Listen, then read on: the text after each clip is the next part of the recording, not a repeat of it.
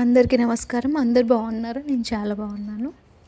ఈరోజు వీడియోలో మేము ఒక వస్తువు అయితే కొనడానికైతే వెళ్ళామన్నమాట. ఈ వీడియో మొత్తము ఏం కొన్నాము ఏంటి అనేది ఇంకా కాస్ట్‌తో సహా మొత్తం అయితే ఎక్స్‌ప్లెయిన్ చేస్తాను. కొత్తగా ఇల్లు షిఫ్ట్ అయిన వాళ్ళు ఎవరైనా ఉంటే వాళ్ళకి కొంచెం యూజ్ అవుతుంది. అంటే ఆ వస్తువు అనేది ఎంత కాస్ట్ పడుతుంది, ఎక్కడ దొరుకుతుంది, కాస్ట్‌లీవి కొనాలా, చీప్‌వి కొనాలా అనేది నాకు తెలిసిన ఇన్ఫర్మేషన్ అయితే చెప్తున్నాను. అంటే నా ఒపీనియన్ ప్రకారం నేనైతే ఇలా కొన్నాను. మీకు కూడా యూజ్ అనిపిస్తే మీరు కూడా ఫాలో అవ్వచ్చు అని చెప్పేసి అయితే వీడియో అయితే తీశాను. వీడియో అయితే లాస్ట్ వరకు చూడండి. ఫస్ట్ అయితే వాటి కోసం అయితే నేను ఒక షోరూమ్కి అయితే వెళ్ళామన్నమాట. అక్కడ మేము అడిగినదైతే లేదు. ఇంకా ఆన్లైన్లో కూడా చూసాము. కాస్ట్ కొంచెం ఎక్కువగానే చెప్పారు. ఇంకా రోడ్ సైడ్ ఇవి దొరుకుతాయి కదా, అవి తీసుకుందాము. ఎందుకంటే ఎట్లాగో రెంటెడ్ హౌస్లో కదా ఉండేది. ఎక్కువ మనీ పెట్టి తీసుకొని అవి షిఫ్ట్ చేస్తున్నప్పుడు ఇబ్బంది పడుకుంటూ అది ఏదైనా కొంచెం తగిలిన అవి పాడైపోతాయి అన్నమాట. అలాంటప్పుడు ఎందుకు అంత కాస్ట్ పెట్టి తీసుకోవడం అనిపించి మేమైతే కొంచెం లో కాస్ట్లోనే, అంటే మాకు బడ్జెట్ కూడా తక్కువే పెట్టుకున్నాం కాబట్టి మా బడ్జెట్లో వచ్చేలాగా అయితే తీసుకుందామని చెప్పేసి ఇక్కడ ఈ షాప్కి అయితే వచ్చాము. ఇవైతే పక్కపక్కనే 4, 5 ఉన్నాయన్నమాట.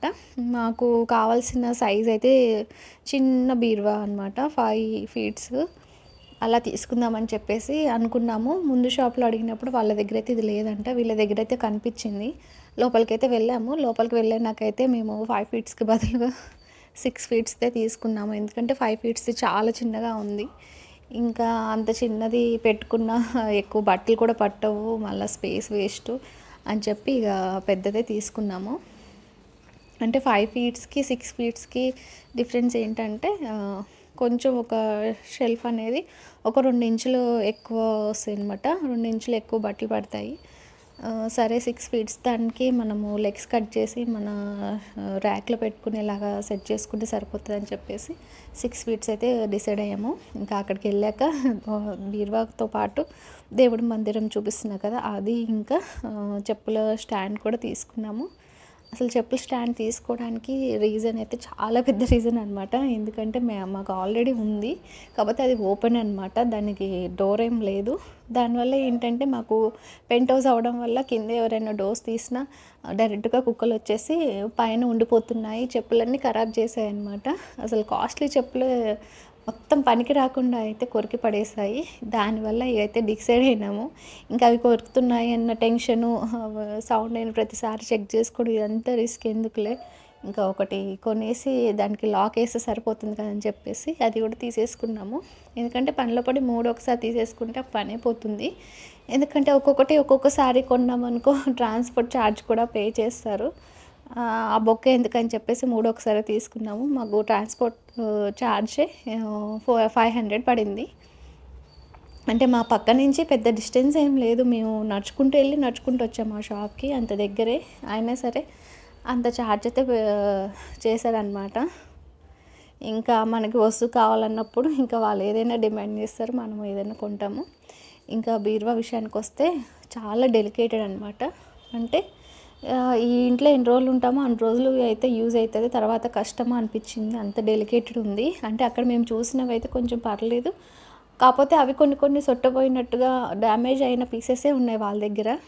మాకు ఇచ్చేదేమన్నా కొంచెం బాగున్నది ఇస్తారేమో అనుకున్నాం, కానీ అది కూడా కొంచెం ఎక్కడంటే అక్కడ నొక్కితే లోపలికి పోయేలాగా, అంటే లైట్ వెయిట్ అనమాట, చాలా లైట్ వెయిట్. ఇంకా తీసుకొచ్చేసారు. పెయింట్ కూడా అప్పటికప్పుడు వేసారనమాట. దానివల్ల ఏంటంటే వాళ్ళు తీసుకొచ్చేటప్పుడే పెయింట్ కూడా మొత్తం పోయింది. ఇంకా దాన్ని ఏం చేయాలో అర్థం కావట్లేదు. ఏదైనా వాల్పేపర్ లాంటిది అతికిచ్చి మేనేజ్ చేద్దామని చెప్పేసి ఇక డిసైడ్ అయ్యాము. ఇంటికి వచ్చాక మనము ఇలా అలా అని చెప్పి గొడవ పెట్టుకున్నా చేసిన వేస్ట్ అనిపించింది. ఇంకా ఆ విషయంలో నేను చాలా ఫీల్ అయ్యాను.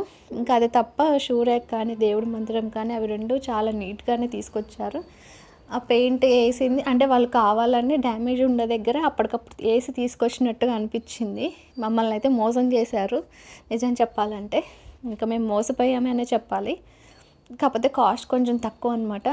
బీరువా అయితే వాళ్ళు చెప్పడమే 7,500 చెప్పారు, మేము 6,000కి తీసుకున్నాము. షూ ర్యాక్ ఇంకా దేవుడి మందిరం 3,000 అలా చెప్పారు. ఇంకా అన్ని కలిపి ప్యాకేజ్ కింద 12,000 అయితే తీసుకున్నాం అనమాట. అంటే కొంచెము గట్టిగా కూర్చుంటే 10,000కి వచ్చాయేమో.